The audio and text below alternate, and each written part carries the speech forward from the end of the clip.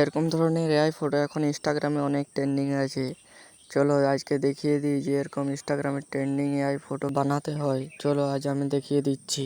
তাই ভিডিওটা দেখার আগে লাইক সাবস্ক্রাইব করে দাও, কারণ এরকম ধরনের এআই ফটো কীভাবে বানাতে হয় আমি সবার প্রথম কিন্তু ইউটিউবে আপলোড করব। তাই সবার প্রথমে চ্যাটজিপিটি অ্যাপ্লিকেশানটা অন করে নেবে।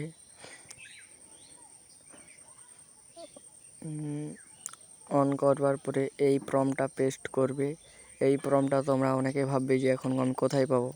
এই প্রম্পটটা আমি ডেসক্রিপশন বক্সে দিয়ে দেবো, তোমরা সেইখান থেকে কিন্তু নিয়ে নেবে, ঠিক আছে। এই প্রম্পটটা পেস্ট করবার পরে তোমাদের এখানে ফুল ফটো লাগবে, তাই তোমরা এখানে ফুল ফটো দিয়ে দেবে। ইমেজের উপর ক্লিক করলে তারপরে তোমাদের এখানে কিন্তু ফুল ফটো দিয়ে দেবে।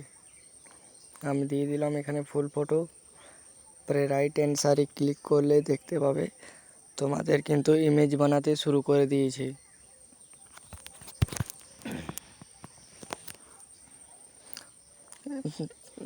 আমি ডেসক্রিপশন বক্সে লিখে দেবো প্রম্পটটা, তোমরা সেইখান থেকে কিন্তু কপি করে নেবে, তাহলে তোমাদের এরকম ইমেজ রেডি। আর কিছু যদি সমস্যা হয় ইনস্টাগ্রামে আমার সাথে যোগাযোগ করো, আমি ইনস্টাগ্রামের লিঙ্ক দিয়ে দেবো বা নামটা লিখে দেবো, তোমরা সেইখান থেকে আমাকে মেসেজ করবে। দেখো আমার ইমেজ বানাতে কিন্তু শুরু করে দিয়েছে। আর যখন ইমেজ বানাচ্ছে তোমরা লাইক সাবস্ক্রাইব করে দাও, কিন্তু লাইক সাবস্ক্রাইব করতে একটুও দেরি লাগবে না, ইমেজ বানাতে যত দেরি লাগছে। আর তোমাদেরও যদি ইউটিউব চ্যানেল আছে তাহলে কমেন্টে লিখে দাও, আমিও সাবস্ক্রাইব করে দেবো। দেখো আমার কিন্তু ইমেজ রেডি। দেখো খুব সুন্দর একটা ইমেজ রেডি করে দিয়েছে। দেখো ছবির কোয়ালিটিও কিন্তু বেশ ভালো আছে। দেখো রিয়েলিস্টিক সিনেমাটিক কিন্তু ইমেজ আমাকে জেনারেট করে দিয়েছে।